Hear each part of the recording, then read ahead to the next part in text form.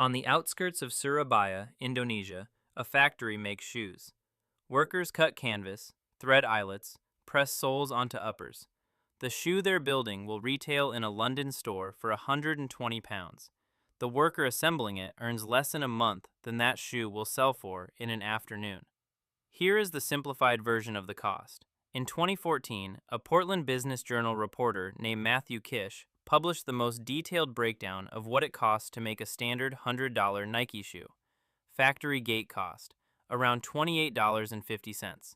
That covers materials, assembly, and shipping to the distribution center, all in.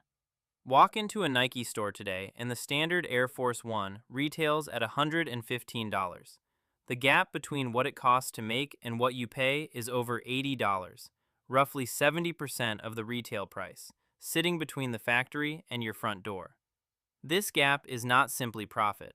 Nike's net income in financial year 2025 was $3.2 billion on $46 billion in revenue, a net margin of around 7%.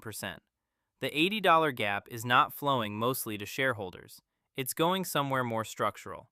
The shoe costs about $28 to make. You pay $115. What exactly is the other $87 buying? That is the question this video answers. Consider the Air Force One, probably the most recognizable sneaker silhouette in the world. Designed in 1982, barely changed since. Nike makes it in multiple versions: standard, premium, limited. Same tooling, largely the same materials, the same factories. Nike sells the Air Force One Low for $115. The Air Force One High, same upper, same sole unit, same construction, retails for $155. $40 more for an ankle extension. Same shoe, different tier. This is how Nike's pricing architecture works. Take one silhouette. Apply different colorways, different exclusivity designations, different release windows. A core model at one price, a premium colorway at another, a collaboration at a third. The physical product is largely unchanged. The perceived product is entirely different. Then add the channel layer. Buy that shoe at Foot Locker and you pay one price. Buy it through Nike Direct, the company's own stores and website, and Nike captures the full retail margin without splitting it with a retailer. Same shoe, structurally different economics depending on where it lands. One factory, one silhouette. Multiple prices, multiple margins. Nike didn't invent tiered pricing, but it runs the system at a sophistication that most consumer brands study from a distance. In 1972, a graphic design student named Carolyn Davidson was commissioned to design a logo for a running shoe company then called Blue Ribbon Sports. She was paid $35. The logo was the swoosh. Nike's brand is now worth tens of billions. That is the return on a $35 investment. Maintaining a brand that commands that kind of premium is expensive. In its financial year ending May 2025, Nike spent $4.7 billion on what it calls demand creation, the official term for marketing, advertising, athlete endorsements, campaign production. That's 10.2 cents of every dollar Nike earns, going back out to sustain desire. Go back to 1985 to understand the logic. The NBA had a rule: shoes must match your team colors. Michael Jordan wore red and black Nikes. The league fined him $5,000 per game. Nike paid every fine and turned the controversy into a national story. The Air Jordan 1 sold out in days. Marketing at Nike's scale is not about awareness. Every human on earth already knows the swoosh. $4.7 billion a year is spent on something more specific: desire management. Making sure the $115 price tag feels cheap relative to what wearing the shoe means. That is a fundamentally different task. Demand creation is the accurate term. Nike is not responding to consumer demand. It is constructing it at enormous ongoing cost, so the factory economics never become the frame through which you see the price. In 1984, Michael Jordan was a rookie who had not yet played an NBA game. Nike offered him a deal worth $250,000 a year, plus royalties on a shoe line bearing his name. Jordan wanted to sign with Adidas. Nike got him anyway. Jordan Brand is now a wholly owned Nike subsidiary, generating approximately $7 billion in revenue in financial year 2024. Jordan himself earns around $300 million a year in royalties, more than any active Nike athlete today. He retired from basketball over 20 years ago. The shoe outlived the career by decades. In December 2015, LeBron James signed a lifetime deal with Nike worth more than $1 billion, roughly $32 million a year. LeBron's original 2003 rookie deal, at $93 million over 7 years, had been the largest rookie endorsement in sports history. A decade later, Nike doubled down on the same logic. Here is the mechanism precisely. Nike signs an athlete. The athlete's name attaches to a product line. That attachment allows Nike to charge substantially more than it could for an unendorsed equivalent. The buyer isn't purchasing a shoe. They are purchasing proximity to an athlete's story. Nike earns the premium. The athlete earns a royalty. The factory worker earns neither. Endorsements are not marketing. They are pricing architecture. Jordan's name is the mechanism that turns a foam and rubber shoe into a $7 billion business line. He didn't sell Air Jordans. He made it rational to charge $180 for them. Imagine you are Nike in 2019. You make a shoe for $30. You sell it wholesale to Foot Locker at around $60. Foot Locker retails it at $120. Of that $120, $60 goes to Nike, $60 goes to Foot Locker. Your gross margin is 50%. You start wondering if there's a better arrangement. There is. Nike Direct. The company's own stores, its website, and the Nike app removes the retailer from the chain. When a consumer buys through Nike Direct, Nike keeps the full retail margin. The shoe is identical. The economics change completely.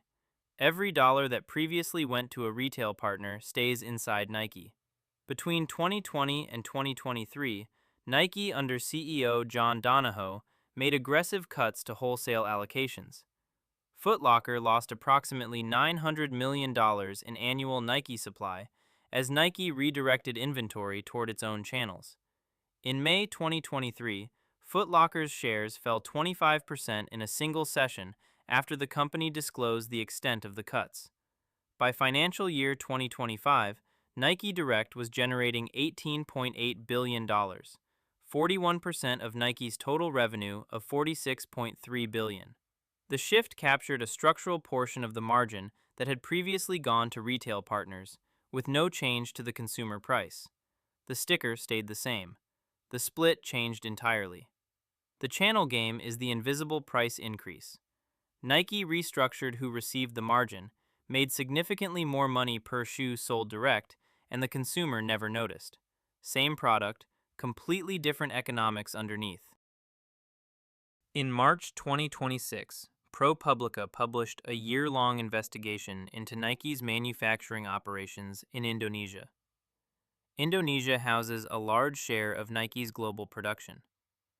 The investigation found that Nike and its contracting partners had been systematically relocating factories, not to different countries, but to different provinces within the same country.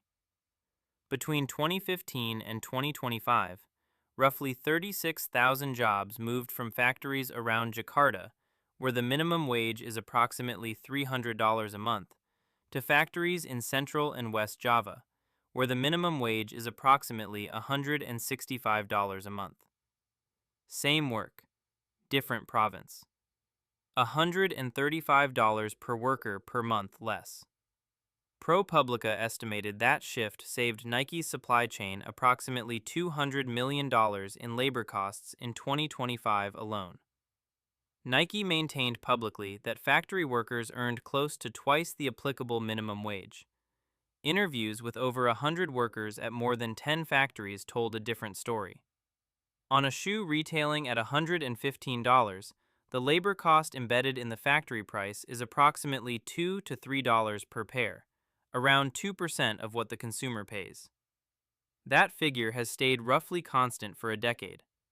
Every other number in the Nike cost structure has grown. That one has not. The factory worker was priced before the markup was built. Their wages live inside the $28. The $87 gap above that number funds the apparatus around the shoe, the brand, the athletes, the channels, the campaigns, not the hands that made it. On the 21st of May, 2025, Nike announced price increases. The stated reason was tariffs. Under U.S. trade policy, Nike faced significantly higher import duties on footwear made overseas. Shoes retailing under $150 would rise by $5, above $150 by $10. The company estimated its tariff exposure at $1 billion for the year. By October 2025, that estimate had been revised upward to $1.5 billion. For context, $1.5 billion is more than the cumulative value of LeBron James's entire lifetime Nike deal. Nike said it had no alternative but to pass the cost to consumers.